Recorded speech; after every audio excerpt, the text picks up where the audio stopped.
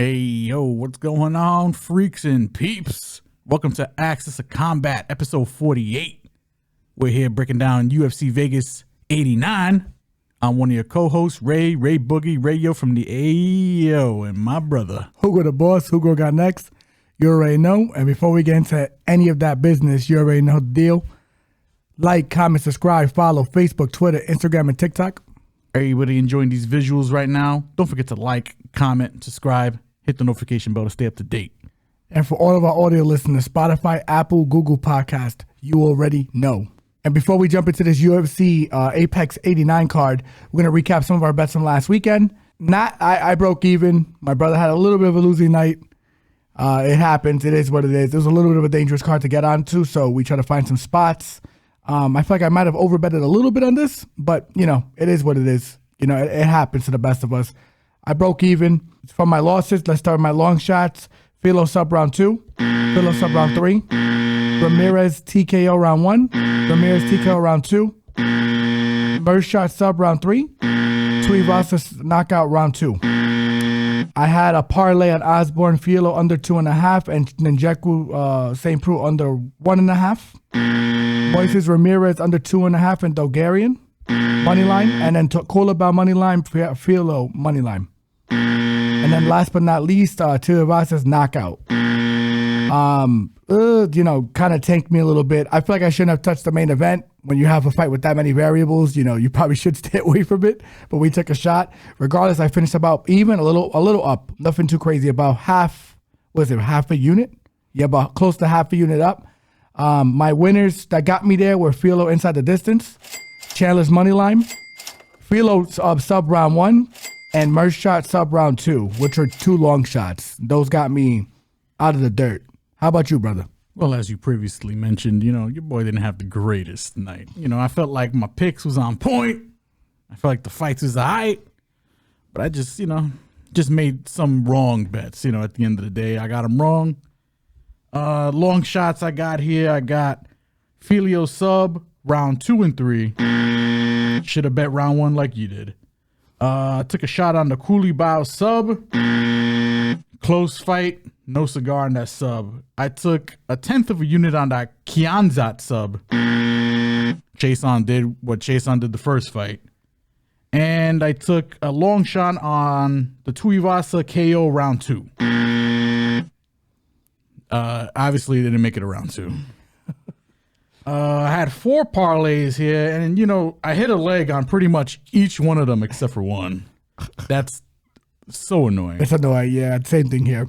Osborne Philo under 2.5 rounds, parlayed with the Njeku St. Preux under 1.5. I don't know what happened with that fight. That shit was terrible. Njeku's a permanent fate after this fight. Like, I don't want to bet him. I don't want anything to do with his fights because you can't read him.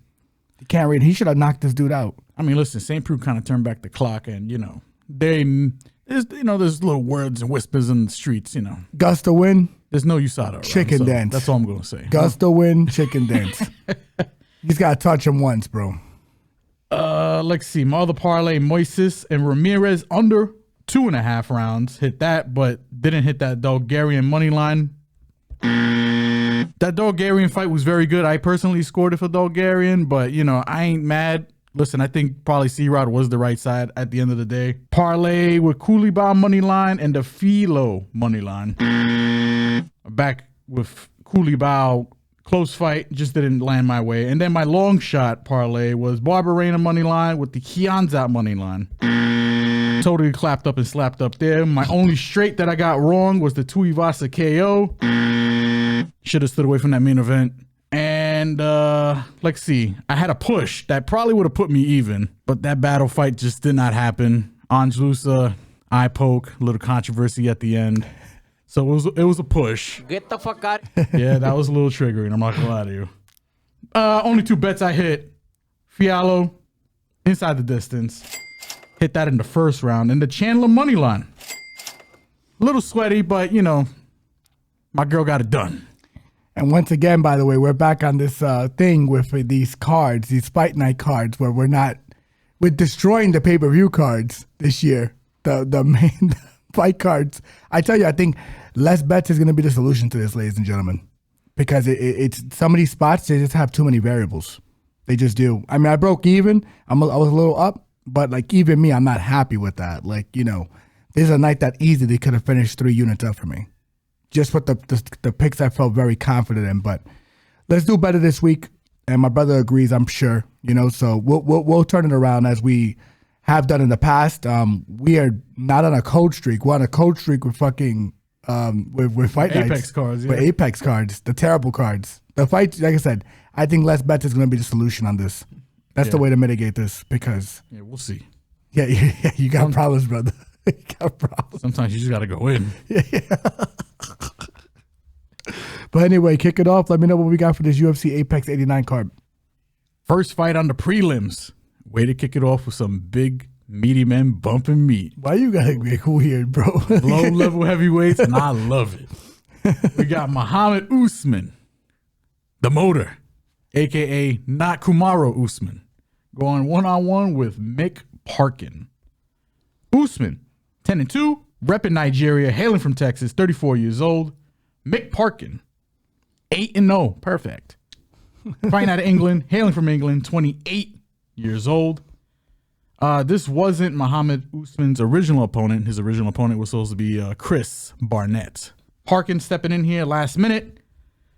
I'm just going to be, I'll be honest here. I'm always honest with the people. I like the Mohammed Usman side here. Sounds crazy. Why not go Mick Parkin, He's the more technical striker, the better boxer. He's got the better footwork. Maybe he has the better chin. I think he's the bigger guy. That's all he's really got here. Everything. No, well, listen. I think Usman has got the quicker hands. Better wrestler. I think he's the better wrestler. And a better motor. I think, he is the motor. Yep. He's got the better cardio. In my opinion, he's the way more athletic guy. Maybe he's got the better chin. I don't know. The chin is still a little bit up for debate. But I like the Usman side here. I like betting Usman at dog odds. He is currently the dog. Nothing against Mick Parkin. I made money on him on the Pokes fight. I thought that was easy. The Machado fight, I kind of left alone. The Machado fight showed me some things I didn't really like. Give me Usman here, plus money. This is scary. This is one of many dogs that I kind of got circled on this card. I actually like a lot of dogs on this card. Usman is probably one I'm going to bet. There's some that I'm probably not going to bet. I'm still kind of getting around to them. But this card in general, just a heads up, a lot of bettable lines. But this one I think is a little more scary than the previous card. I agree. That being said, I still think it's very live for a lot of dogs. Give me Usman here. What do you got, my brother? I like Usman for the reasons that you mentioned as well. I think Usman, I feel like the UFC's been grooming this guy, man. I'm going to be honest with you. Like, not in a weird way, by the way. Like grooming him in the correct way. Get the fuck. I think they're matchmaking him correctly. I think Mick Parkin can give him some issues, but so could have Justin Tafa. So could have the guy he fought before that. I feel like Usman's leveling up a little bit here too. He's getting better with every fight. I feel like I agree with you. The last fight when Machado showed me some things with Mick Parkin, he should win this fight, but I like Usman at dog odds because I do think this is going to be closer than people probably think.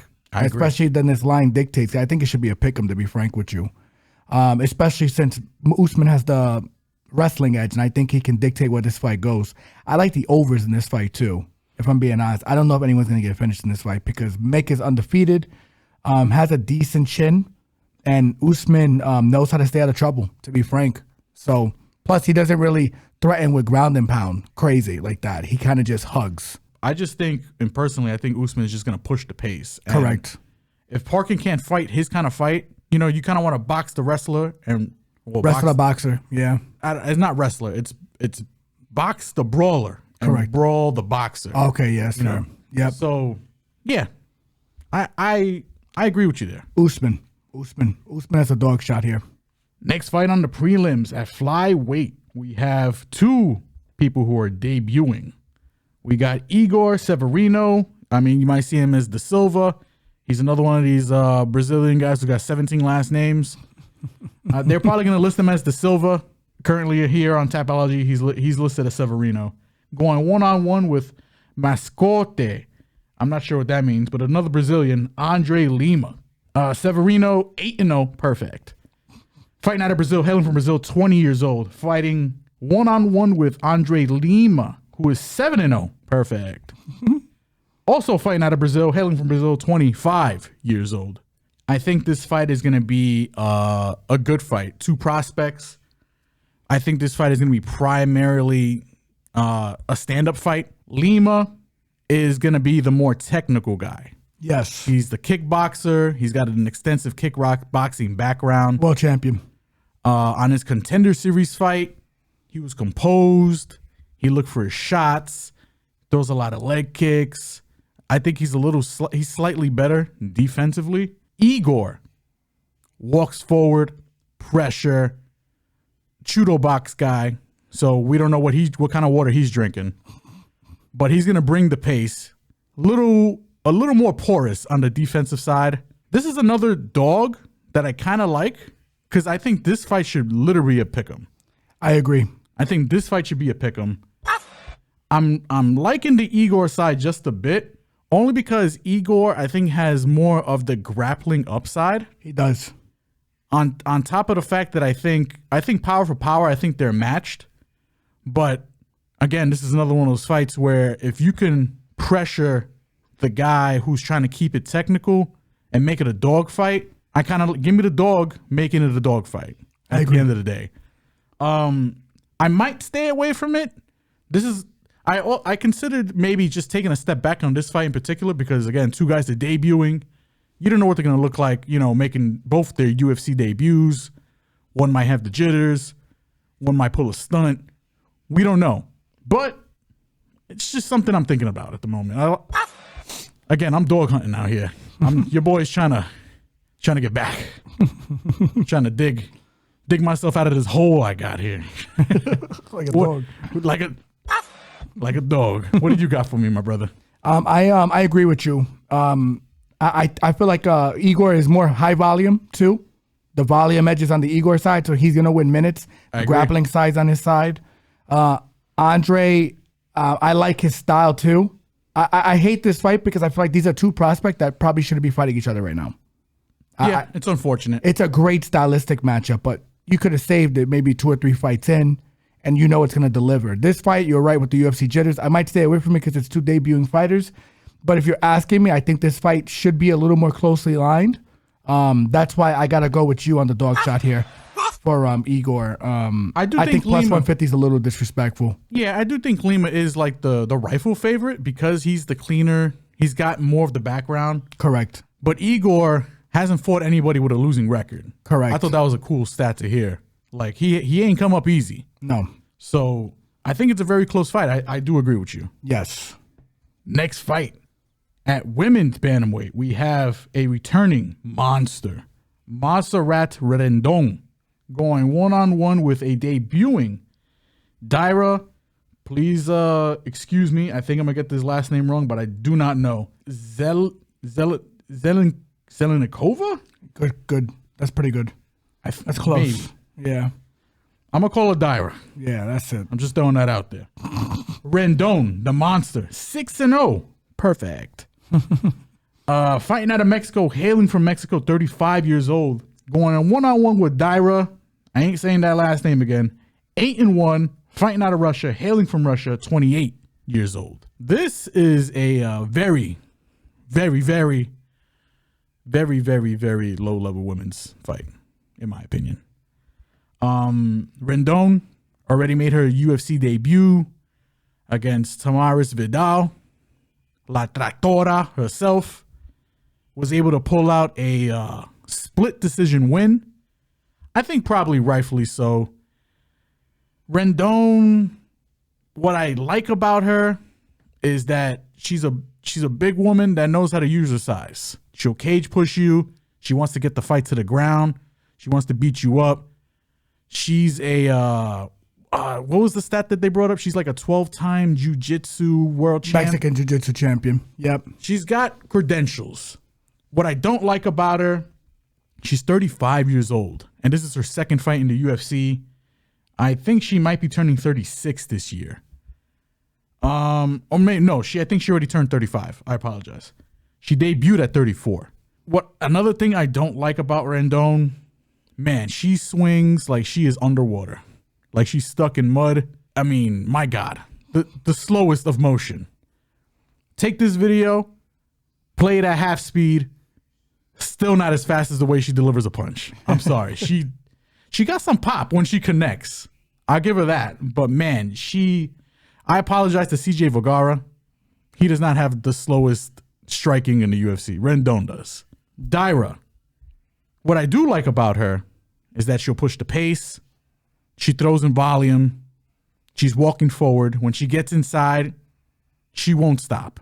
What I don't like about her is I think she's a little suspect when it comes to being taken down to the ground. I think she's got a decent initial defense, but you can push her against the cage and you can take her down. And when she's down, like a turtle right off her back, don't know what the hell she's doing. She'll attempt to throw up a submission, but this fight, probably the definition of dog or pass, probably the definition of pass.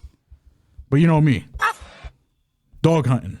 But low confidence on this fight. I think Darya, she keeps it standing, could probably win a decision here. But if she gets down on the ground, good luck. She ain't getting up for the rest of the round, in my opinion. I'm going to lean Darya as the pick. I think Rendon is probably the bet at these odds because for Darya to be debuting at minus 200, yikes. Yeah, that's considering alarming. How low level this is. So Rendon is probably the bet. Dog or pass, that's all I got for this one. What about you, my brother? To quote the late great Big Pun, as soon as you spoke, I already smoked you with 2 jabs. But that's exactly how slow Montserrat Rendon swings. Like it's literally, she could speak and Darya's gonna catch it with 2 jabs in between. You know what I'm saying? Like she could throw a punch and she's gonna catch it with 2 jabs before the punch lands. You know what I'm saying? So I do not like this fight to bet on at all, to be frank.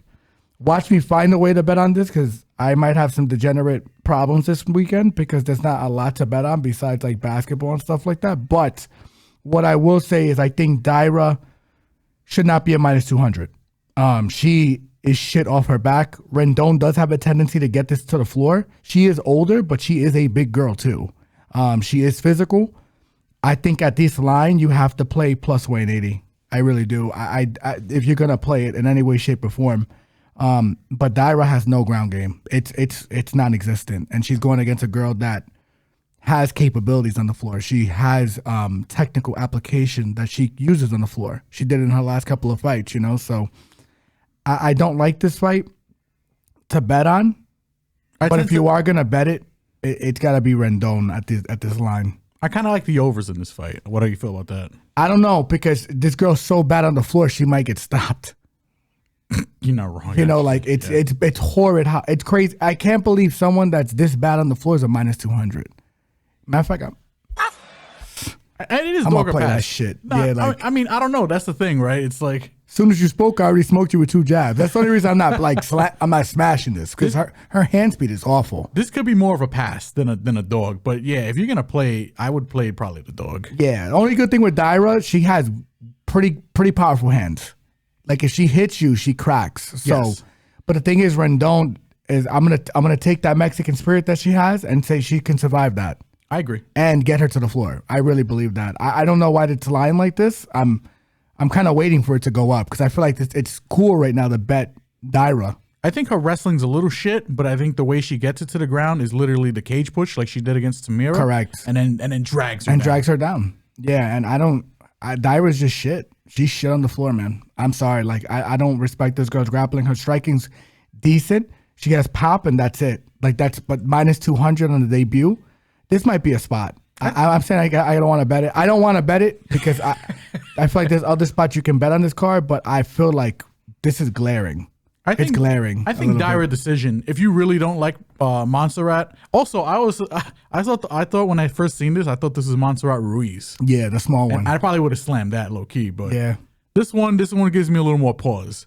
I think if you like the Darya side, I think Darya by decision at a high clip, low key. If it's plus money, maybe that's the way you take this fight. But Montserrat at plus 180. Oh my God, sub or decision. Yeah, probably decision too, to be honest. So, yeah, that's how I feel about the fight. Next fight on the prelims, we got a fight at men's featherweight with a debuting Stephen Nguyen, the Ninja, going one-on-one with Jarno Errens. Nguyen, 9-1, fighting out of Kansas, 30 years old, going against 13-5-1 Jarno Errens, fighting out of the Netherlands, 29 years old. This fight is another one of these fights that I have kind of skeptical hippo eyes, as the kids like to call it, you know? Nguyen, I call him Nguyen. Stephen Nguyen. This guy fought on the Contender Series 3 times. His first time was winning that fight from pillar to post. Got knocked out 30 seconds in the 3rd round. Flying knee straight to the jaw, turned him off. Second time, he fought some guy who looked like he was a little on the smaller side. Don't know if he's a real featherweight. Was able to dog walk that guy as well. Won that fight, but Dana White, he didn't see that dog in him. He wanted to finish. He was lacking that dog. Dana White was like, I'm not impressed by your performance. 100%. He was lacking that. Where's that dog at? Give me that dog. I got you. Bam. He was lacking that.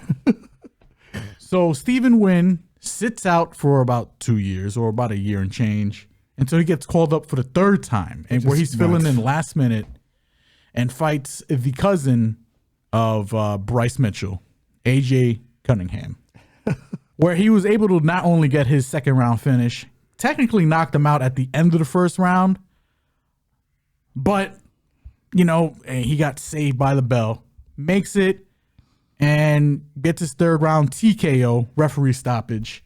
He's finally in the UFC now. I think that Jarno Errens, for as low as people might be on him, he made his debut against Gomes. His last fight was against I don't recall. Who's that big Asian guy? Choi. Looked better in that fight, by the way. But people are a little low on Errens. I think Errens is another, again, I don't know. Maybe I'm nuts. No, I don't think you're nuts. I think Stephen Nguyen probably wins this at a high clip, only because, like, he's a boxer, but nothing else. He's a little one-dimensional. But he's got decent defense. He's got a really good jab. I think the jab is probably going to win him this fight. Jarno Errens, a little more explosive, a little more dynamic, but hittable. But I also think he's got the grappling edge, in my opinion, if he goes to it. I think Nguyen is the side here. I think Errens might be kind of live, but I don't feel good about this fight. And this is another guy where, again, being so one-dimensional, I don't like betting on those kind of guys. And he's making his debut, and he's minus 200, I think. Yeah, that's or nuts. 190. I get it. It's Jarno Errens, but I don't think Errens is that bad. Errens probably fighting for a contract here too. Well, you know, to save his UFC life. So give me Nguyen for the win, but give me Errens as a dog that I'm not too confident in. I still got it circled. I'm still thinking about it. What about you? I'm with you on this, and Nguyen should win this fight, but Nguyen will probably not win this fight for a couple of reasons. Jarno, I think, has the grappling edge because he fought Wilson Gomes. He fought, was his name Wilson? Let's just say Gomes. He fought Gomes on 9 days' notice, was able to hang with him for all 3 rounds, and was actually able to give Gomes some fits on the grappling. And Gomes, that's the only thing he's really good at, even though I think he's a little bit of an overrated fighter as well. He's supposed to be good at striking. Like, he's one of these French guys who does the kickboxing, but, you know, supposed to be well-rounded. But I think he's the more overrated fighter than Errens, in my opinion. I agree 100%. And then he fought Sung Hoo Choi in Singapore. Yeah. And he had his moments in that fight against a guy who I think is better than Gomes. He's the more dynamic striker. I think he might have the better motor. I think he has the grappling upside. because I seen him get up from certain positions under Gomes, who I think is a better grappler than Choi. Actually, his name is Choi. Than Nguyen, sorry. And have success like running the pipe on the double, getting up and grabbing the double and the single to get back up to his feet when he gets taken down. Dude's tough. Dude's like doesn't get tired. They didn't really look gassed in either one of these fights, even the one that he took on 9 days notice in France and in Singapore. And now he's actually has a fight back at home. He's not on foreign soil this time. Well, I mean, technically he is foreign. He's from the Netherlands. Yeah, but he's fighting out of America, right? No, he's fighting out of Netherlands. Oh, sorry. So once again, back on foreign soil. Back on foreign soil. But at least more relatable soil, because I don't know if we've had a fight in the Netherlands for the UFC. I'm pretty sure we haven't. I don't think so. So this is probably the most neutral ground he's going to get. And I do think that he's got a lot more to show than he's shown. I don't know if I'm going to bet him, but I will say I think at this line it's a little crazy. This fight should be a little closer, especially with a guy who got rinsed, who's not really a finisher, to be frank. No, he's not. That's the other thing he does. He has power, but he doesn't really go for the kill. I mean, Jesus, his only finish was against the guy who is literally a walking punching bag in Cunningham. Correct. Walking punching bag. Correct. You seen what Mr. Highlight, Ludwig Klein, did to him in his debut. Bodied him. Worked him. Worked him like a summer job, son. You know, and that's the thing. I just, like I said, I just don't think Nguyen should be a close to a minus 200 favorite. I think this is nuts. Yeah. So don't know if I'm going to bet it, but we might have another live dog on our hands. So give me Nguyen for the win, but give me Jarno as the possible bet. Next fight on the prelims. At men's bantamweight, we have Chapo. Miles Johns going one-on-one with the Renegade, Cody Gibson. Miles Johns, 13-2, fighting out of Dallas, Texas, 29 years old. Cody Gibson, the Renegade, fighting out of SOL country, what? County, what is that, California? I don't know what the hell that is. 19-9 overall, 36 years old. Parts unknown. Parts unknown, like Death Valley, The Undertaker. This fight is a good fight on paper. It's probably a good fight live as well. This wasn't Cody's original opponent. Cody's original opponent was supposed to be Davy Grant. We got Miles Johns stepping in last minute here. Miles Johns, like I don't know how to kick off with this Miles Johns thing. He's been suspended twice. The first time for Adderall, the second time for Turinabol. Man, I think Miles Johns probably should be the favorite here because of the grappling. But I think Cody is probably another live dog. Now, I'm going to pick Miles Johns to win here because all he needs to do is secure 2 rounds. He does gas. He's been going to the wrestling lately, but that was against, first of all, Dan Arguedo, who kind of wrestled into him. Second of all, that was the first time I seen him go all 3 rounds without really being tired. I mean, maybe you could blame the Turinabol there, but I don't know. Arguedo striking is to blame too. That's true. But Cody Gibson, I know, is going to put on a pace. The bet I'm kind of looking at for this particular fight is maybe not Cody Gibson straight, but maybe the plus 3.5. I'm kind of playing with that idea in my head. I think he wins the round. I think he wins the round on every judge's scorecards. Yes. I think you're a little stronger on it than me, but I'm kind of with you there. I feel like Miles Johns, he's kind of a decent fighter. He's a little small for the division, but what impresses me the most about him, which is why I'm a little scared off of picking Cody to win a round on every scorecard, is his striking defense. I think it's like at 68%. Not just his striking defense, which is absurd, but his takedown defense as well. Like he can be taken down and held down. Yeah. You mean Cody? Yes, Cody. Yeah. I'm sorry. No, but his Cody's striking defense is horrid. Yes. Miles Johns' striking defense is like 68%, which is insane. Yeah. That's really good. That's nuts, you know. So he doesn't get hit a lot. So he kind of just knows how to fight safe and be very risk averse. Yes.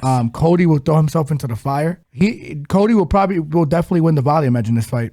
I know that. That's why I'm not mad at the dog shot here. But you're a little more confident than me on this for sure.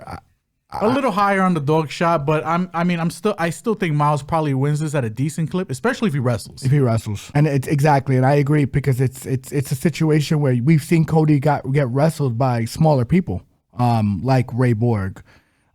He got wrestled not by homeboy on Tough with him, the weirdo from Ireland. What's his name? Wait, He's Canadian. Katona? He didn't wrestle him. No, that was a pure stand-up fight. Yeah, it was a great fight, but we seen Cody get controlled in the past by guys that you wouldn't think would be able to control him because he's big for the weight class. Yes.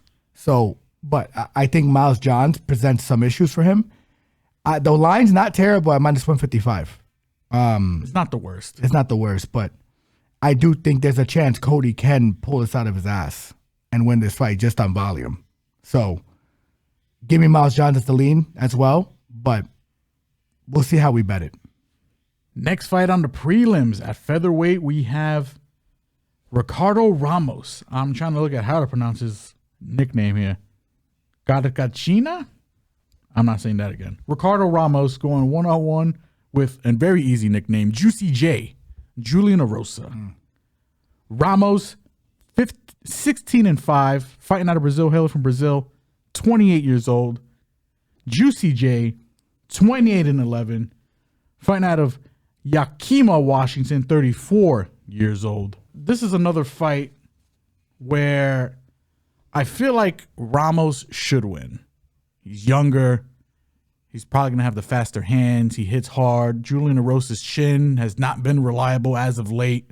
Who do you think has the better jiu-jitsu on the ground? I picked Ricardo to...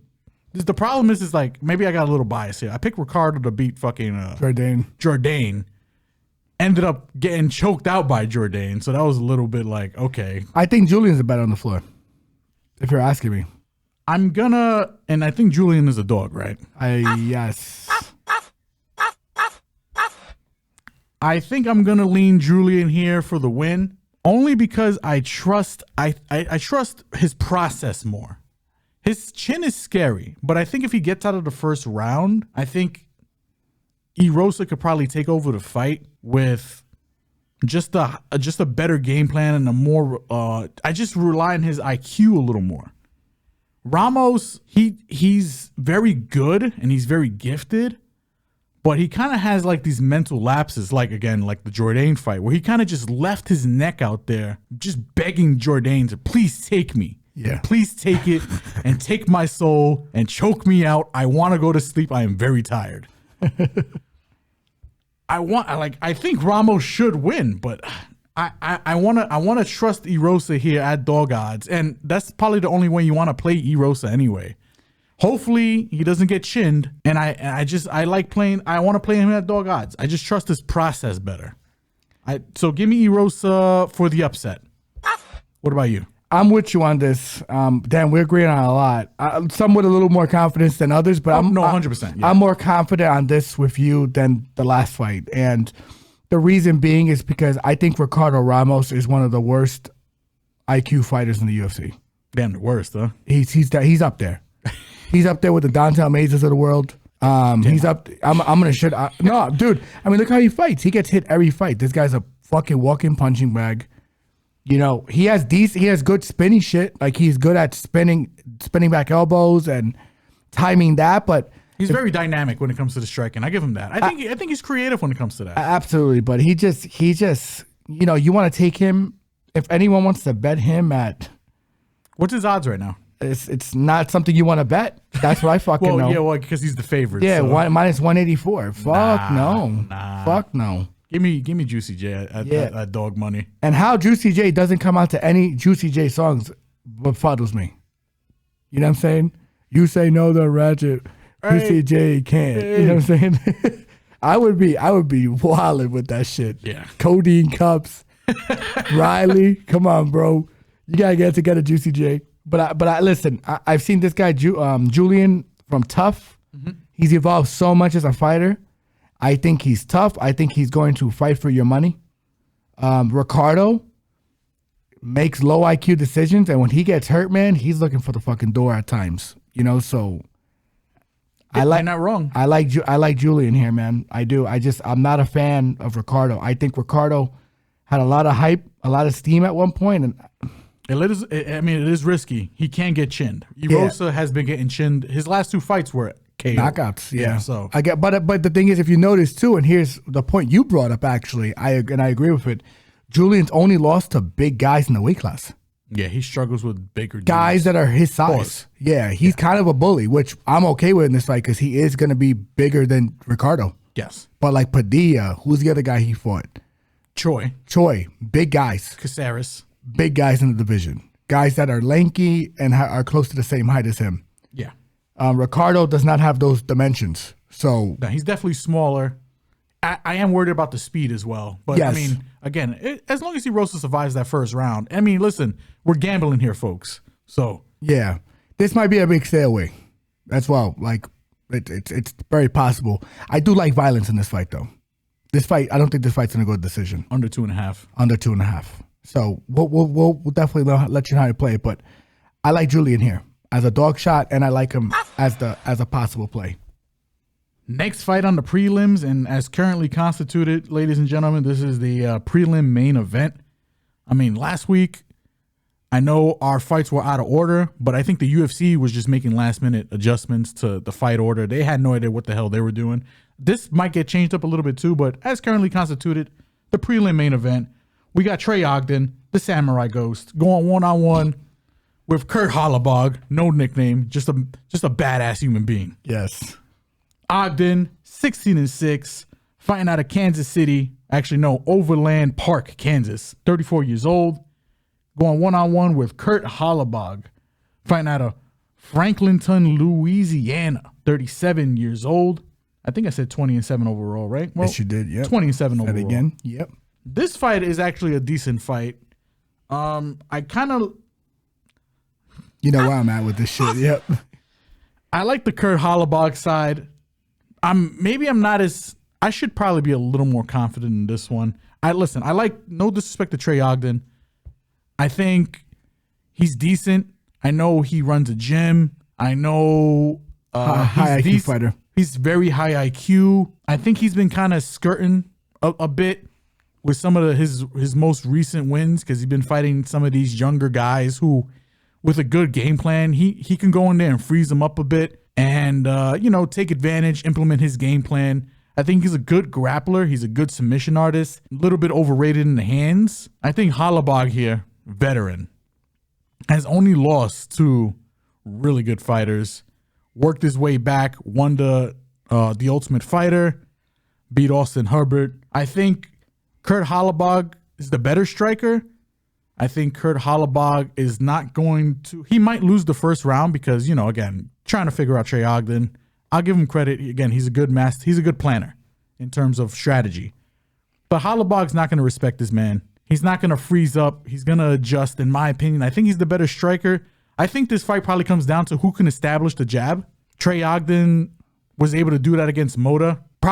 He did win that fight. He kind of got fucked over a bit by the referee. Yes. Again, able to establish his jab and then set up his whole game plan around that. Kurt Holobaugh, like I said, the better striker. I think if he establishes his jab, I think he's the heavier hitter, the more potent hitter. Another guy I'm afraid that he might play a little too much off his back, but he's 10-1 to the submission. He's very good. He's got a very good guillotine series. I like Holobaugh here as another dog, but I think this fight is going to be close. Yeah, I'm with you. I sound like I'm a little higher than you on this one. I'm going to be honest with you guys. I think this is definitely going to be a play by me this week on Kurt Holobaugh. I think he has the goods. I think he looks refurnished after coming back into the UFC. Every fight on Tough, he was just fucking dudes up, walking them down, pressure, good boxing, good slip and rip boxing, knows how to pull you in and then set up his right hand. Hits extremely hard. I mean, he had one of the most violent finishes I've ever seen in Tough history against Jason Knight. He beat the brakes off of him. And Jason this was like a more reinvented Jason, one that was a little safer, knew how to work to his grappling.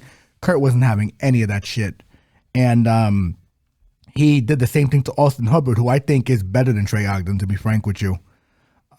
Trey, a little smarter. I think he's been skirting more of the bottom of the barrel of the division. If he fought Daniel Zellhuber again, he'd lose. Bahamundez gave him the dirt. Moda is a tomato can against guys that are not other punching bags. I mean, he hasn't. Trey, I have respect for Trey. I don't want to even get at him like that because I think he is. No, he's a smart guy. He is an exemplary figure for people that are coming up in the MMA circuit. 100%. And I think he has a promising future in the gym and coaching and things of that nature. I just think this is a very tough fight for him. Kurt does have the tendency to get taken off his back, put on his back, but he is very active off his back. Knows how to get up, knows how to scramble, and then also knows how to stuff takedowns as the fight goes on. If Trey cannot wrestle this guy down for 3 rounds, he's going to be in some deep shit.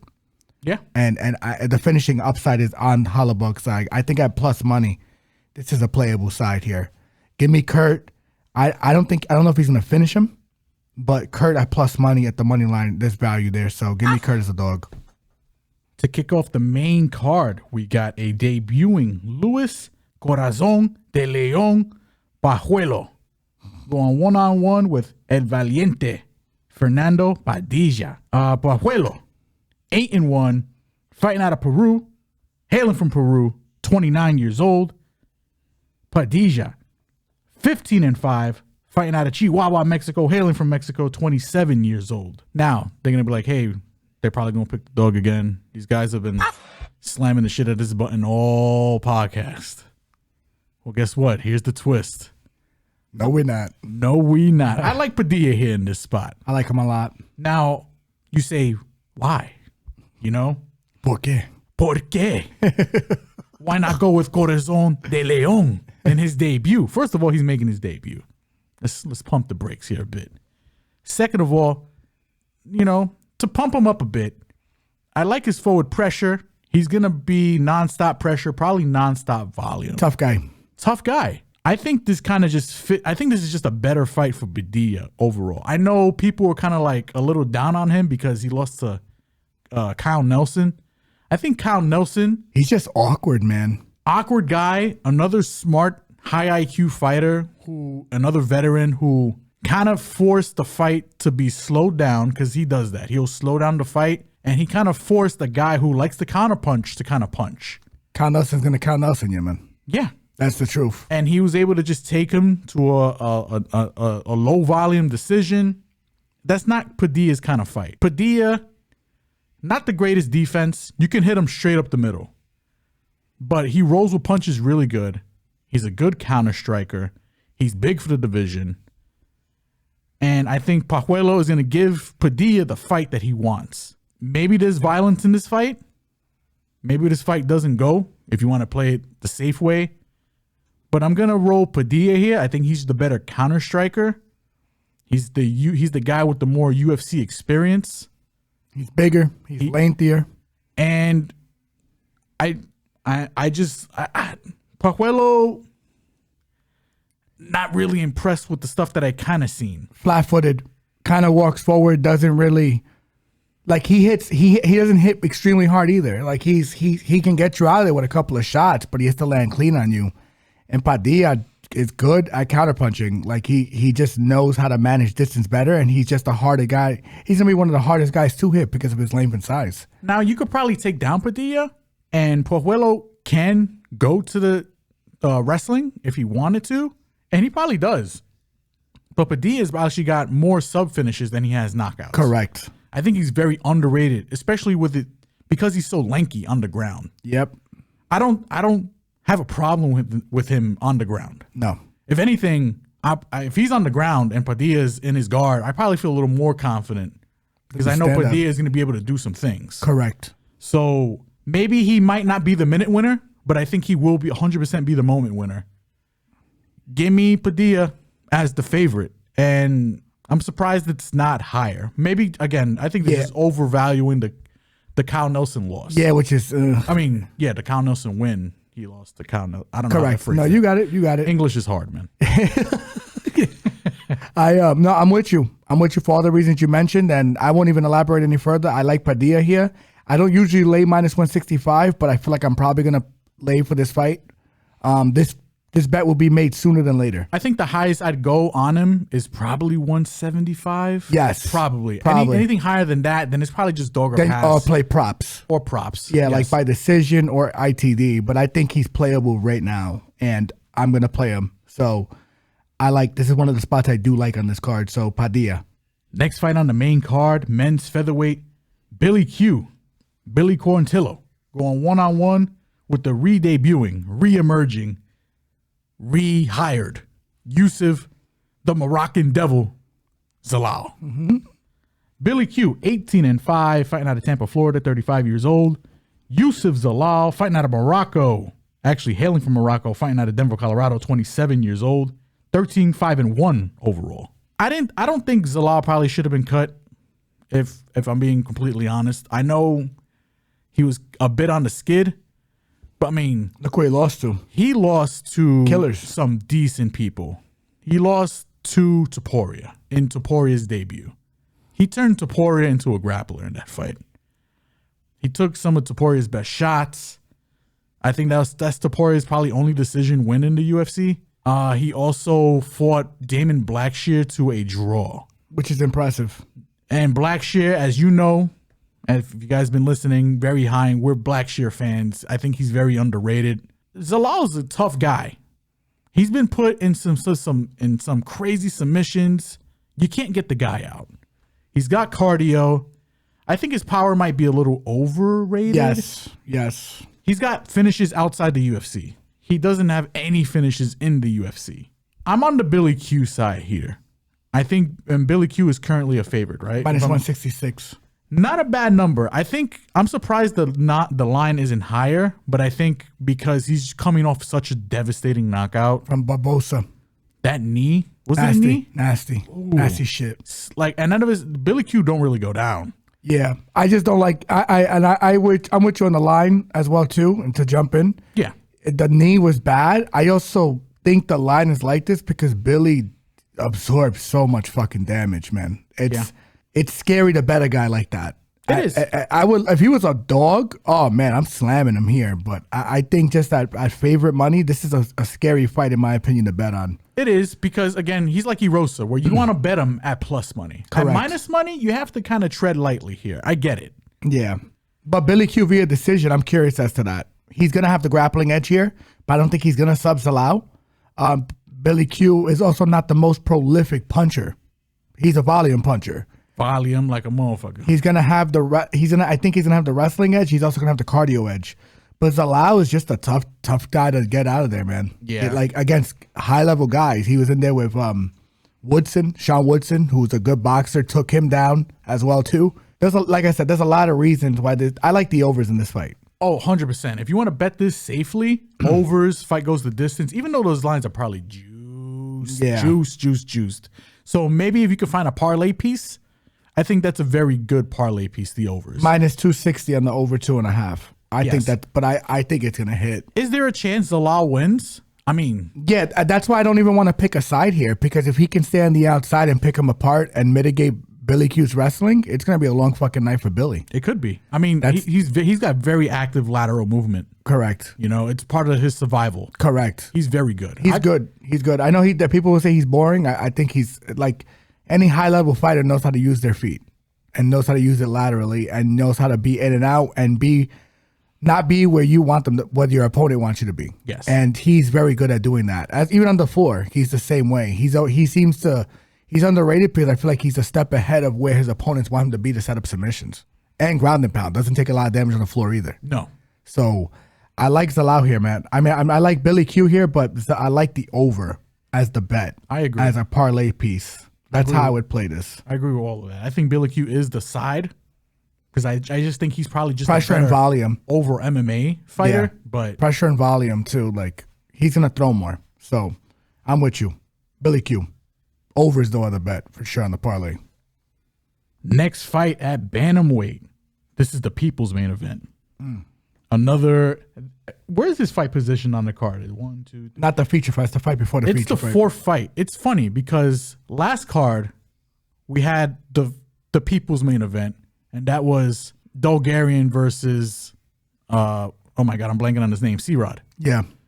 Again, fourth spot, we got two rising stars again, and Peyton Talbot and Cameron Simon. Talbot, 7-0, perfect. Fighting out of Reno, Nevada, 25 years old. Simon, MSP. I'm not sure what those initials stand for. 9-1, fighting out of South Africa, 23 years old. Another good fight. This is the one fight I'm probably looking forward to the most on the card. One fight we've already betted, ladies and gentlemen. Spoiler alert. Yeah. But before I get to the spoiler, let's let me glaze up some of these fighters. Hey, yo.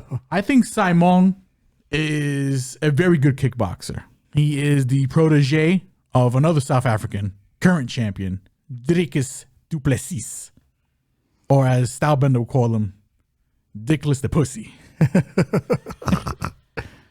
Good kickboxer, K1 background, decent grappling. He's got solid scramble ability. Very young. Upside potential through the roof. I think he's good. Peyton Talbot, another rising star.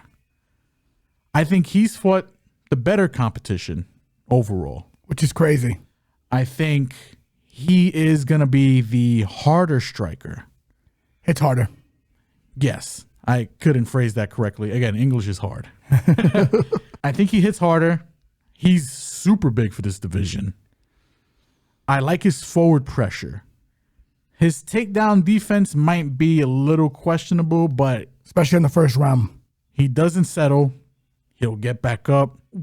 Spoiler alert, we took Peyton Talbot here at a very good line. Not the best line. Got him at -125. I think he's the side here. Yes. I think he wins. I think this is a close fight. It probably goes to decision, but I wouldn't rule out like a third round stoppage on the Talbot side. I think Talbot is going to be able to walk him down, make him work, cut off some of the kicking that Simon is very good at. Hit harder, win more moments. He might be the minute loser, but he's going to be the moment winner. Correct. And I think he just guts this one out. I think potential wise and just fighting wise, I think he's just the better fighter. Even though, again, Simon has showed more of a versatility to his game. At current odds, maybe it's just dog or pass. Everybody who bet C-Rod at dog or pass money, congratulations, you got that. This could be another one of those situations, but there was more question marks on the Bulgarian side last week. I think there's less questions on the Talbot side here. Yeah, the only thing you worry about with Talbot is if he can deal with the wrestling. And not even. I think you worry if you're betting Talbot, can Simon wrestle him for 3 rounds? That's what you're worried about. I don't think Simon is that good of a wrestler. I agree. I mean, I don't know if that's a hot take or not. He can wrestle, but I don't know if he's not good. Du Plessis. Yeah, like I think that's that's why we jumped on this line, because I think the narrative that this guy is Du Plessis needs to stop, or even remotely close to a prospect the same way Du Plessis is. Even though I'm not that very high in Du Plessis either, but in middleweight, considering he can wrestle somewhat, I've come around to Du Plessis. Yeah, he's not terrible. He's not terrible, because that Strickland fight was technical. I thought he lost it, to be frank. I think you probably agree with me, but it was close enough where you could see why he won the fight. I don't think he won the fight, but I don't think Simon is that guy. I really don't. I've seen enough of him. He struggled a little bit against Terrence Mitchell, who I am not high on at all. Peyton Talbot would do dirty things to Terrence Mitchell. Alaska's FC's own Terrence Mitchell. Yeah, he would do dirty things to him. Yeah. And, I think Talbot, also a credentialed striker in his own right. I think he's a champion as well in his respective region for Muay Thai. This guy hits hard. He's got the better chin. I think he's the bigger puncher. I think he wears damage better too. He wears damage way better. Has a grander chin. Has fought the better competition. Gonna be bigger. Pressure fighter. Gonna make Simon work. Gonna mitigate his kicking. And then he's gonna make Simon wrestle into him, which I'm not sure Simon can do for 3 rounds. I'm not, because Simon was gassed in the last fight. Yeah, and he got hurt off a jab too. Yes. If Talbot touches him the right way, he's gonna go down. And I see there's some people circling as this guy is a mush of the week. I'm like, listen, I understand why you may feel that way, but there are more questions on the Simon side than the Talbot side. And this is Talbot's technically a second fight. You know, he went in there with Jesus Aguilar, and I think Jesus has a better wrestling pedigree than Simon. He's the better wrestler and grappler, and he was able to. Now, if you want to say Simon's a little younger and maybe could get in on some of those takedowns, sure. If he took down Talbot once, I wouldn't be surprised. No, not at all. But am I going to look at Talbot and say, damn, he's going to be able to do that for 3 rounds against Talbot? He might be able to do it for the first round, but then he's got to hold him down and then try to work for submission. Talbot's pretty good at mitigating submissions.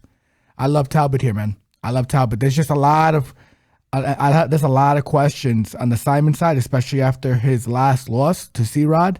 There's also a lot of questions, even some of his wins, to be frank, where he did not like blow the doors off the place as spectacular as he probably should have. So I like Talbot here. Featured bout on the main card, we got Edmund Shabazian at middleweight going one-on-one with AJ Dobson. The Golden Boy, Shabazian. 12-4, fighting out of Las Vegas, Nevada, 26 years old, going one-on-one with AJ Dobson. 7-2, fighting out of Powell, Ohio, 32 years old. This wasn't Edmund's original opponent. We got AJ stepping in last minute for Dusko Todorovic. I think the UFC is trying to set up Shabazian here with a win. I mean, I think he probably would have beat Todorovic, a guy who's not going to grapple Shabazian. This is another guy, AJ Dobson, where I think I want to bet him. I do. Because I think talent-wise, I think he's got a lot of potential. I think he's got the wrestling edge. I think he's got the quicker hands. I think he's 100% got the cardio. And the wrestling edge. The problem with Dobson is that he just doesn't go to it enough. He doesn't go to the wrestling enough, and he's a little low volume. Not a little low volume. He's a bit low volume. Shabazian, listen, he's 1-4 in his last 5. His only win is who do you fight? That Diesel dude with the humongous legs. With the big calves. Joe Rogan would have seen this guy would have started drooling. Lugambula. Yep. Shabazian, my issue with Shabazian, especially, I don't think he's whack. I really don't. But after 2 rounds, his cardio is questionable. You can take Shabazian down, and when he's on the ground, a little lost. And currently at -200, I cannot back Shabazian. I just don't trust him enough. At -200, I think he should win. By decision, more than likely. I think Dobson is very durable. Very risk averse too. Very risk averse. Doesn't take crazy chances. Knows how to fight defensively. Knows how to roll punches well. This is I'm being completely honest. This is a fight where I think I usually don't like to dive into like the narrative stuff, but I want to hear his mindset. I want to hear Dobson talk. I know his head coach is probably not going to be in his corner. Mark Coleman, you know, recently was in a fire, went into a brief coma because he saved both of his parents, lost a dog in the fire, unfortunately. R.I.P. Hammer. Yeah. I'm happy Mark Coleman made it through. Legend in the game. Don't know if he's going to be in AJ Dobson's corner here. I'm curious where Dobson's mentality is. I'm curious if the lack of Mark Coleman possibly is going to affect him. I'm curious to what he's thinking.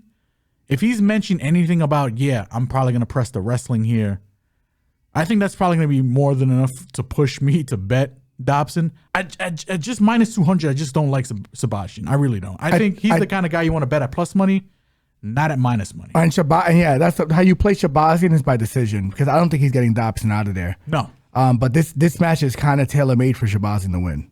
And to be frank, I just don't. If Dobson doesn't push the wrestling, if he says he's going to push the wrestling, I'll play him. That's enough for me to take the shot at plus. What is he? He's close to plus 200. Yeah, he's 170. 170. But here's the thing too, though. Like what I will say, Shabazian has improved it because Fluffy in his last fight, if I'm correct, tried to take him down, and he gave some good resistance in the first round. But the thing is, Fluffy spammed him. Yes. Like Dobson, I don't know if he's going to spam him, which is why I'm kind of off of him. Yes. You know, so I like Shabazian by decision in this fight for those reasons. and you probably do too. No, I agree. But if Dobson says, yeah, I'm going to be Khabib in this fight, man, I'll take him. Take my money. But he has to say that. He has to literally say those words. But if he doesn't, I'm not Shabazzi be a decision here because I don't think this fight's going to get. I don't think this fight's going to get ended because Dobson's pretty good. He's pretty good. He's very safe though. Very durable guy. And safe. Co-main event. I don't know why, but At heavyweight. Subject to change. I think this is going to be subject to change. There's a couple fights that are better than this fight. I don't know. Maybe they're really just fucking trying to highlight Carl Williams here. Or maybe they're just trying to highlight Justin Tafa. But I don't know. I don't think this is co-main event worthy. But regardless, I digress. At heavyweight, at co-main event, we got Carl Williams going one-on-one with the bad man, Justin Tafa. Williams, 9-1, fighting out of the Virgin Islands. Actually hailing from the Virgin Islands, fighting out of Atlanta, Georgia, 34 years old. Going one-on-one with the bad man himself, Justin Tafa. 7-3, fighting out of Australia, hailing from Australia, 30 years old. I mean, pretty binary fight, right? If Carl Williams is able to establish his grappling, take him down, beat him up, I think he wins this fight. If he stays standing, Tafa's probably going to knock him out. Tafa, I think it's just a matter of time before he finds that one hitter. And, and I got to throw the phrase out, if you reach, I teach. I'm a fan of this man. I think Carl Williams is the side here. I think his wrestling is impressive. In his Contender Series fight for the NCAA Division II guy, don't recall his name off the top of the head, Carl Williams did not enter the favorite, was able to dog walk that guy in the wrestling. Super impressive. Since then in the UFC, I mean, Chase Sherman, easy fight on paper. By your performance. 100%. Probably should have got him out, but I don't. You could argue Chase won that fight.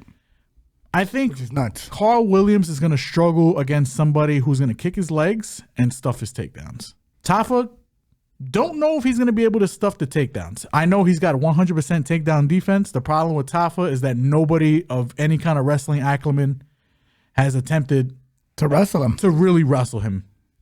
So that number is a little fugazi, just being completely honest. But he does have the leg kicks to give Williams problems. He also has that power, man, up top. Like this dude, Yes. you reach on him and you miss. If he touches you, Yes. this motherfucker could put you out. I don't know how I'm going to play this fight. This fight might be a stay away just because there's too many variables as to how this could go. Very volatile fight. I also think that we don't know how Tafa can wrestle, but you want the real. He does have decent cardio heading deep into fights. Like, he's not awful. No, he's not. And Carl, after round one, he's fucking sucking air, man. Yes. He's sucking air. So this might be a live bet spot, low key. That's the only way I'll probably play it on Tafa. I agree. But I don't think Carl Williams loses the first round unless he gets put out. And if he gets put out, cool, bro. Like, I'm glad I stood away from this fight. But And again, questions on both sides. We don't know how good or bad Justin Tafa's takedown defense is. Carl Williams, I also question not only is he going to be able to take down Tafa here, but his cardio. And I also question whether when he gets people down, his ground and pound isn't really something to write home about either. So even if Tafa goes down, can you get him out?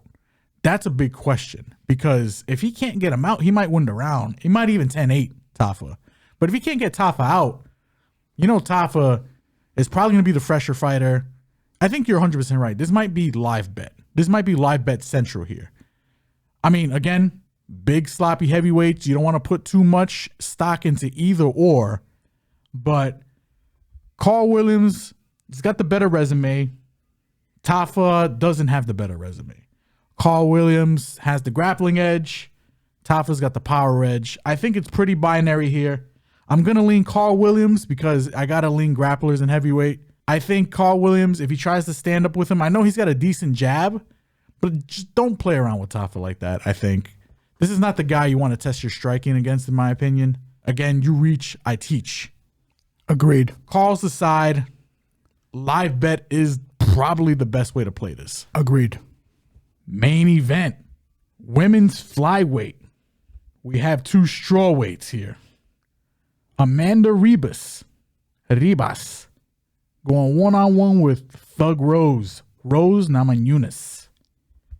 Ribas, 12-4, fighting out of Brazil, hailing from Brazil, 30 years old.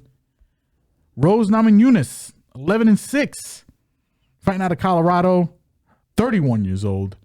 Very intriguing fight. Very, I think, good fight in my opinion.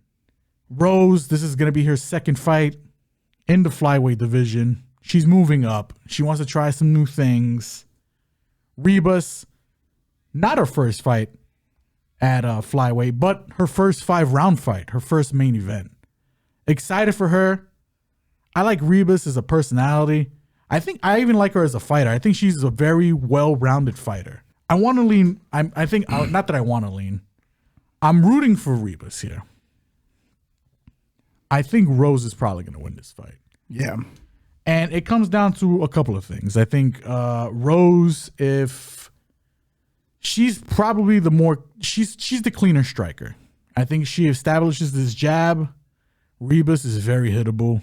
I don't know. Would you say who's more powerful here? Probably.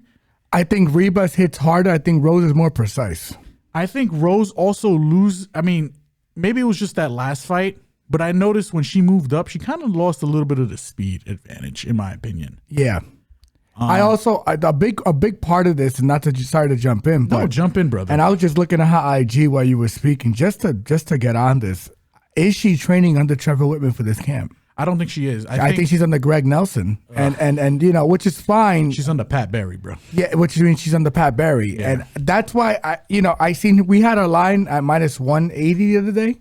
She opened at -160, which I think was playable. I'll be frank with you, we missed the line on it. Somebody dropped a bomb on her. Yeah, but I just don't. You got to have some questions if Pat Barry's in the corner. Yes, and that's the guy she's particularly referring to. Because her last fight, there was just no game plan. It was the first time I seen Rose fight, and I wasn't sure what the fuck she was trying to do. Yeah. You know, so if Pat is coaching her, man, Amanda might be live here. Especially at this number. I want this line to get more disrespectful just so I could play Amanda on an auto play. I would love to play Amanda here. I think it's going to be by decision, if you're asking me. This is going to be another one of these fights where I kind of want to hear the fighters talk, where they're at. I want to see weigh-ins. I want to see everything because I don't know if Rose should be a -225. I need to see where she's at mentally because, I don't want to call her a head case. That sounds fucked up. But you do have to question her state of mind. Correct. In every fight. The fact that she left Trevor Whitman. And the person who brought her to the dance, essentially, right? Yeah. The coach that brought her to the dance, she's no longer with. And ever since, I don't know if there's any kind of tension there or like. Yeah, we don't want to assume. We just know it doesn't look like she's training under him. Yeah, and she just hasn't looked the same since that breakup. Yeah, and Manon Ferreira, don't get me wrong, she's a beast. Yeah. So Manon Ferreira. Right? Yes. And she broke her pinky in that fight. Like, it was mangled. It was one of the worst pinky breaks I've seen. But the thing is, there was no urgency to go to the wrestling. Rose also got hurt in that fight a couple of times. Commentary completely just glossed over it. But she got jabbed and hurt. Amanda does hit hard. I'm not saying Amanda's gonna win this fight. Rose is definitely a lean. But if we're being honest, like if Pat Barry's the predominant trainer in this corner, and did she look lost the last fight? She just looked lost. Like if you would have told me that girl won a world championship, I wouldn't have believed you. You know what's funny? I'm kind of leaning that this fight doesn't go the distance. Yes. And couple of reasons. Only because if Rose ain't all the way there, I think I don't know if there's a hot take on that. I think Ribas is probably better on the ground. Probably. I don't know. It's close. I think her jiu-jitsu is very good. Yeah. Now, the way she gets it to the ground is a little basic. You know, the judo head and arm throw. But Rose has had, I like I said, that's the problem too. Yeah. Like Rose has made a living beating up head and arm throw people. And that's what I'm saying. I think Rose has got better top control too. Correct. But again, she did it against Weili Zhang, but Weili Zhang, is more of a wrestler than a jiu-jitsu person. Ribas is going to be able to do some more things off her back, in my opinion. What also scares him about Ribas is her gas tank. I am curious about that. Again, it's her first 5-round fight. Ugh. God. So Thank God it's at 25, because if she was at 15, she'd be sucking air. But after in the first round, because she's just depleting her body to make the weight. I guess I just think Rose at minus 225. I don't know. I really have to think about this. I really have to look. I want to see how these people, motherfuckers are talking this week, because yeah. I just think Rose moves on her own watch, which is great. But if you're trying to bet on this girl, I mean, do you trust Pat Barry giving her, and the instructions he was giving her wasn't really great. It wasn't good. It wasn't good technical advice. You don't need that finger. No, maybe you're trying to psych her up for it. That I understand. Yeah. But what else did he give her in that fight that was good technical advice? And she seems like a fighter that needs to be taught. She's not like Kamaru. Kamaru will kind of know what to do. I mean, she could kind of improvise, and she's got enough tools and talent where she could kind of get by. But she hasn't really shown it either. And she has struggled against girls that can get her to the floor and hold her on the floor. Again, which I think kind of makes Ribas a little interesting, because I think Ribas' top game is nasty. Pretty solid. It's nasty. I mean, she wasn't afraid to wrestle into and take down Jandiroba. Yeah. And I think Jandiroba is pretty decent on the ground. So yeah. That's Verna, right? Yes, Verna. Yeah, Verna. she's filthy. And did she beat Verna? Yes. Which is crazy. Yeah. Because Verna, I think, is better than both of them on the floor, be it jiu-jitsu wise. So you know what? Yeah, you know what? And that was across 3 rounds? Yes, 3-round fight. Yeah. So it's gonna be a very interesting fight. I'm looking forward to watching this fight. The fight, the UFC, they have this thing with doing these main events where some of them you think are washes and they're not. This fight might actually be somewhat competitive. Now, if Rose had Trevor Whitman, I would have placed 180. I mean, on it, I would have played the 180 bet. And at the same time, like I said, these are 2 girls that are fighting at flyweight, but they're both strawweights. Yeah. So again, an easier fight than the Fiorot fight. Correct. Because Fiorot's she's a big flyweight. She's a big girl. She could fight at bantamweight. Yes, if she wanted to, 100%. Yeah. And she was the better striker, in my opinion. Ribas, she's a good striker. She's got more tools. She's got the jab. She's got a lot of kicks. It's just a good fight. I'm leaning Rose here because of the pedigree, because I think she might be the better striker. I think she's got a better jab, 100%. I think, and with the jab, she can establish a lot of things. And Ribas, again, very hittable. I mean, the one knock on her is that she doesn't wear damage, and she takes too much damage. She doesn't wear damage well at all. But she's a dog. Yeah. And that's what I love about her. You need to get her out. She's not gonna quit. Correct. Ribas won't quit. Correct. And like I said, she's only lost to Chukagan, Macy Barber. I mean, she had her moments against Macy Barber. And Chukagan was a close fight. You could argue she won the fight, and she took that on short notice. Yes. Marina Rodriguez quarter. But I think Marina at this point in their careers is a better striker than Rose. 100%. She's filthy. Yes. She is fucking filthy with her hands. Mm-hmm.